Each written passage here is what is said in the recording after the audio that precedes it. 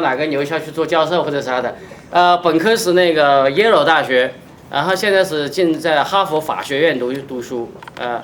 这哈佛法学院是要出什么人才的？可能有10来个总统吧。一个。哎，不止一个吧？没有，只有一个，只有一个。就奥巴马。就奥巴马哈，其他的呢是耶鲁的哈。哈佛本科还有一个。OK，anyway， 反正不错，要不就大落叶嘛。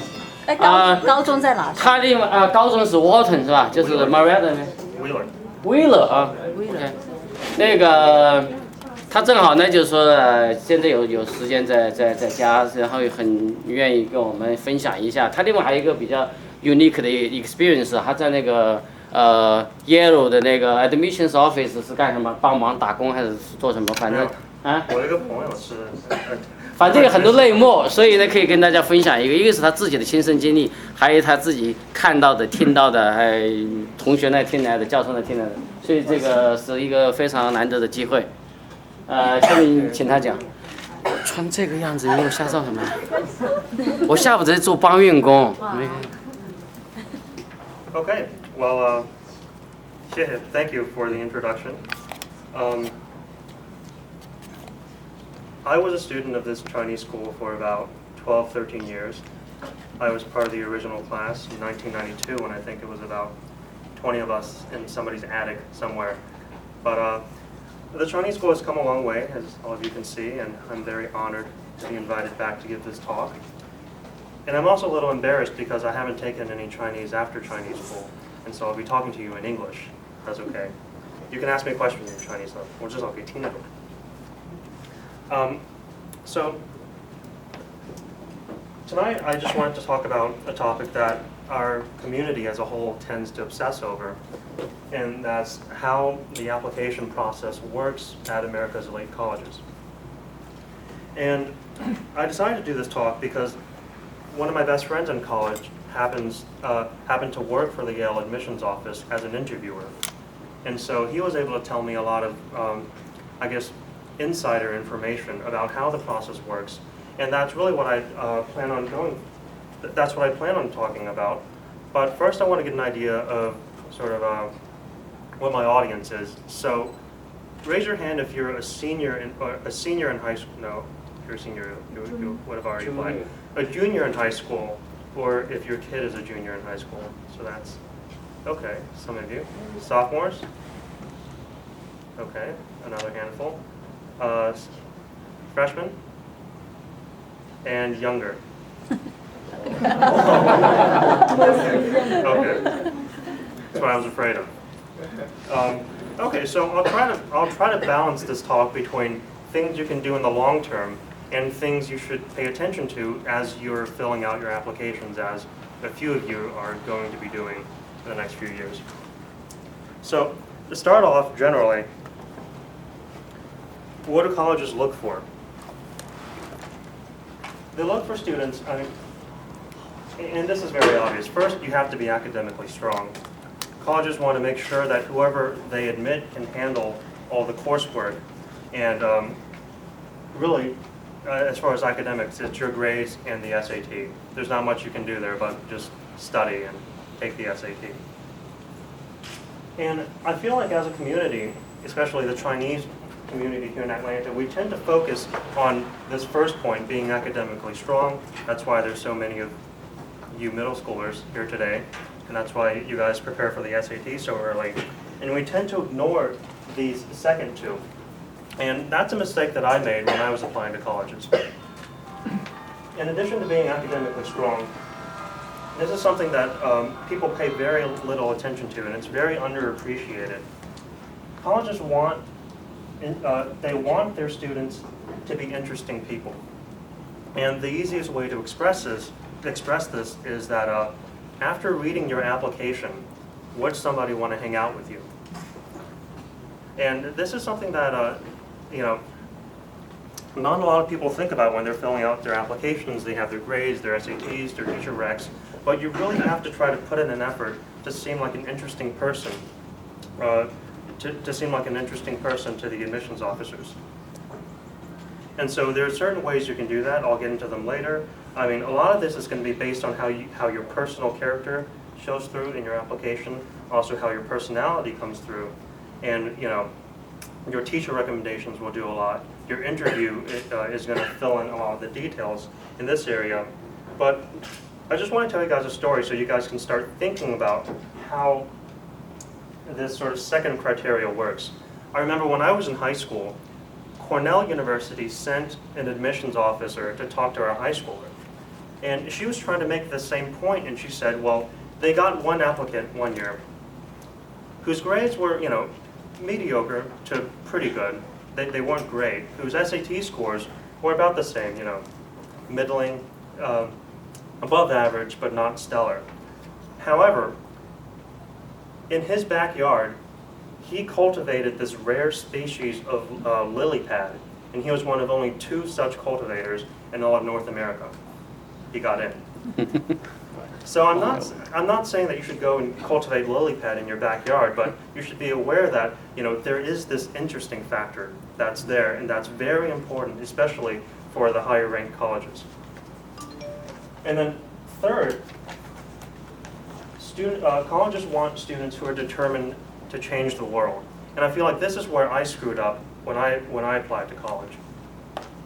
You have to be aware of the fact that when colleges are looking at applicants, they're not looking at high school. Well, they're looking at high school students, but they're looking with an eye to what those students will do after they graduate. They want to look at your application and say, oh, this guy will become senator one day, or CEO, or Nobel laureate. And so they're not just evaluating you as a high school student, but they're evaluating what you can potentially do after using all of their resources and after you graduate from college. And this is where I screwed up big time. The way that colleges tend to evaluate, whether you are, quote unquote, determined to change the world. Well, first of all, they look for students with a lot of initiative and with a lot of leadership ability. And that's something that I was pretty weak on, but I was able to fix in certain ways, and I can get into that later. But the part where I screwed up was that you're very likely to get this question in this form. In fact, all Harvard interviewers are instructed to ask this question, and that is, what is your passion? They want to know they want students that are absolutely passionate about something that they feel strongly about and that they'll go out and pursue on their own. I had no idea what that question meant. When I was sitting at my Harvard interview, the guy asked me, what is your passion? And I didn't have an answer. I said, well, my answer was, what do you mean? Which was horrible. And he didn't really think of a way to better explain it. He was just like, well, passion is something you like to do. And then I gave a pretty weak answer. I said, well, I guess it'd be like piano or something. I didn't get into Harvard. And I screwed up again, sort of in this category, on my Princeton application, where they had this strange question, which was, what would you do if you had a just free year to do anything you wanted to? What would you do? The correct answer would have looked something like, I would do cancer research. I would go change people's lives. I would go, save orphans or something. My answer was, and this was a completely honest answer, I told them that I would do absolutely nothing. Relax. Because if you think about it, if you gave me a free year, there's only one thing that I can do that year that I won't be able to do any other year of my life, and that is nothing. I liked my answer. It was an honest answer. I took a year off after college to do exactly that. It was the best year of my life, but I didn't get into Princeton either. So these are sort of the general, sort of in my mind, the 3 big things colleges look for. Strong academically, but very importantly, in addition to that, you have to come off as interesting, and you have to come off as the type of person with the drive to do big things, to change the world, to do something great after graduation, so your college can look good. Colleges like to brag and say, oh, however many CEOs graduated from our school, however many presidents, senators, Nobel laureates. They like these statistics, and they start looking for the seeds of those accomplishments in your application. So, what I want to get into now is I want to explain how exactly the application process works. After you submit your application, after you click submit or mail off whatever you have, what happens to it? So, by the way, just as a disclaimer, everything that I'm telling you today, this model that I'm presenting, is the way that Yale evaluates its applicants, because this is where I'm getting the information from. As far as, I don't know how many colleges exactly use this method. I know at the very least Harvard and Princeton do, but within the Ivy League or just generally, each school has its own variation, but there's some common themes that you can trace. The most important person in your entire application process, aside from you, is the regional admissions officer. Each school sends out officers to be specialists in certain regions of the United States and in the world. And one thing that not many people know, they look at these schools, they see that, oh my God, 20,000 students apply.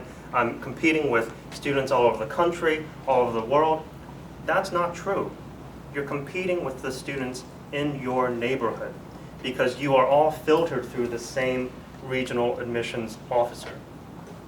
Now I'll put neighborhood in quotes because neighborhood, what exactly is a neighborhood and how big it is depends on a lot of factors.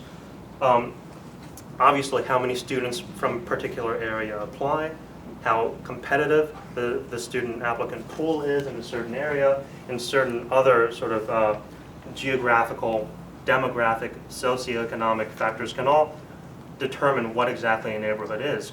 Speaking roughly, the more competitive your area is, the smaller of a region your officer will focus on. For instance, LA is broken up, the city of Los Angeles, one of the most competitive regions in this country. Just about every school district qualifies as a different neighborhood. If you're talking about West Virginia, the whole state might be considered one block.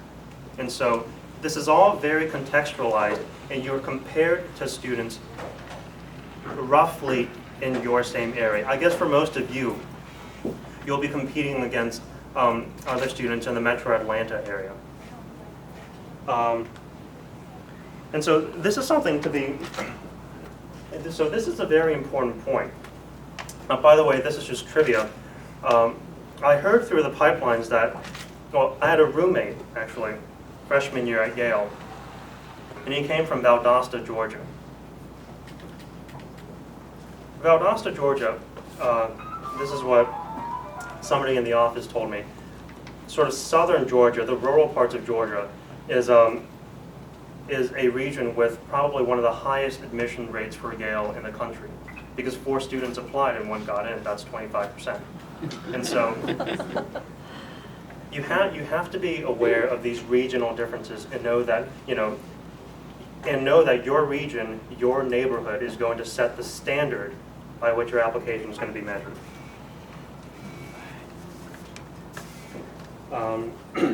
So, for instance, the regional admissions officer, they're required and they're trained to know what all of the demographic and socioeconomic variations in a certain region is. For example, so they know that if you grew up in inner city Atlanta on the south side and you went to some inner city high school, they know to treat you differently than if you grew up, say, in Buckhead or in Duluth and you went to Chattahoochee or Walton.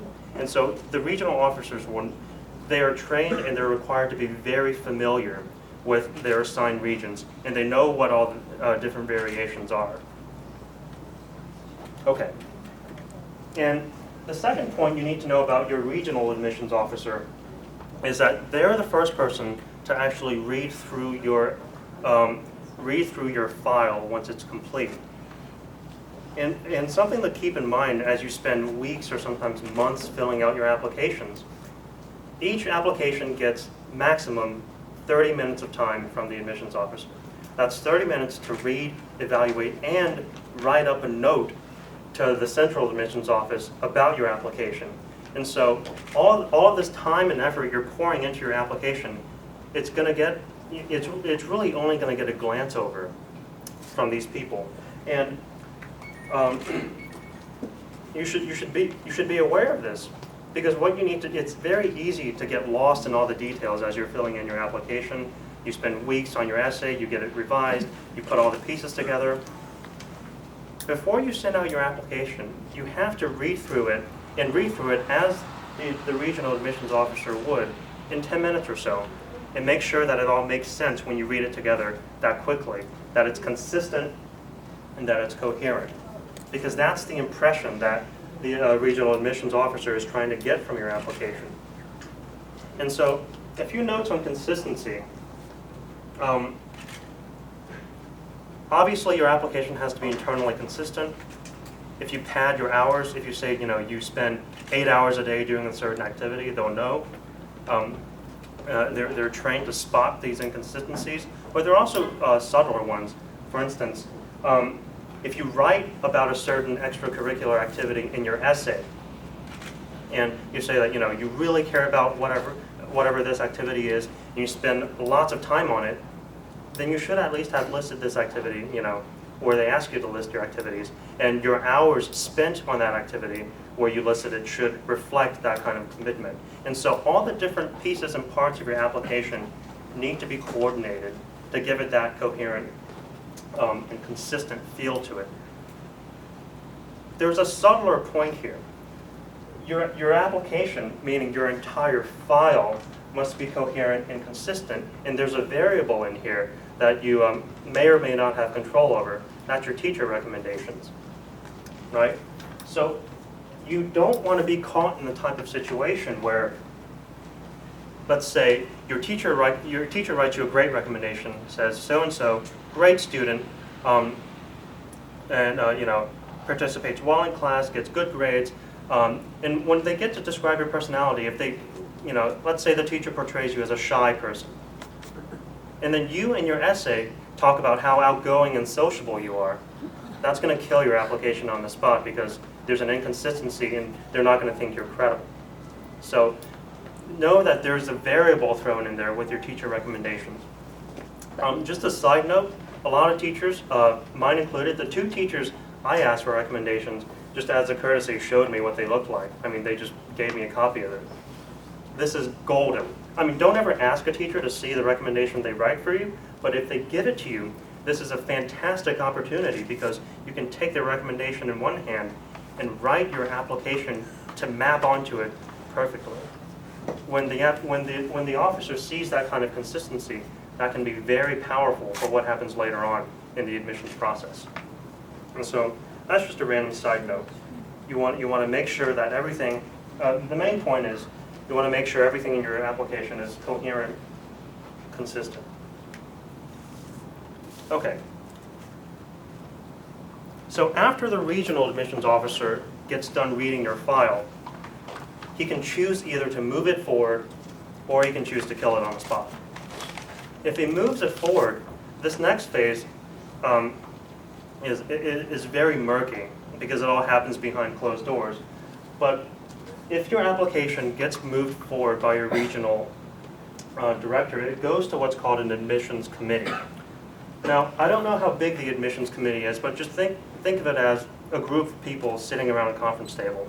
About a dozen would be my guess. It's composed of the dean of admissions. At Yale, I think it's Brenzel. At least when I graduated, it was Brenzel. It's composed of the dean of admissions, and here's the thing. Everyone else on that committee rotates, so you don't know who's going to look at your application, aside from the dean of admissions. That everyone else includes college deans, department heads, professors, just people pulled from the faculty of the college. And so the group of people who happen to look at your application is random, and that throws in a lot of variables into this process that you can't control. So what happens here, though, is very interesting. Your regional admissions officer, after he decides that your application is one of the ones that he wants to keep and push forward, he's going to make a presentation about you to this committee. And it becomes a sort of an adversarial process where the committee grills the officer on your file, tries to pick out the weaknesses in your application, and to ask hard questions about you And your regional admissions officer, this is why he's so important, his job is to defend you and tell them why you should get in. So it becomes almost like a trial. It's very adversarial. And there's one big takeaway point you should get from this. It's that you not only need to write an application that is strong in a positive way, you need to write an application that doesn't have any weaknesses. Those are two separate things. A strong application and one that's watertight and doesn't have any weaknesses. And I guess I'll just share what I did in that area. I knew that I was weak on two things. My grades freshman year weren't great. I got 2 Bs freshman year. And also I was lacking in sort of leadership roles, because as you know, colleges tend to, they place a very high value on leadership ability and sort of this personal initiative. I was lacking that. I mean, I still lack that, but I had to fill out my application and somehow try to make up for this. And so as far as grades, what I did was I got the teacher who gave me a B freshman year to write my recommendation so she can explain to the admissions committee how I've improved over the years, because I took other courses from her and I got A's in those. As far as leadership, I went to this, I did what I could. I'm not sure how well it worked. I served on this sort of student council-y thing for 1 semester, and that was the semester I was applying to college. I also went to this camp called the Summer Leadership Institute. I mean, it was great because it has leadership in the name, even if it has nothing to do with leadership. But I went to the Summer Leadership Institute hosted by the United States Military Academy at West Point the summer before I applied. And so I was able to write that. I mean, there's, I think, a box where they ask you, do you have any leadership roles? At least because of that, that box for me wasn't empty. And so that's how I try to patch up the weak parts of my application.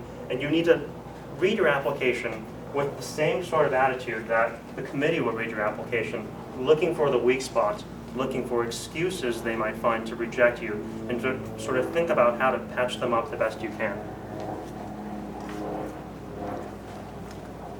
And then, lastly,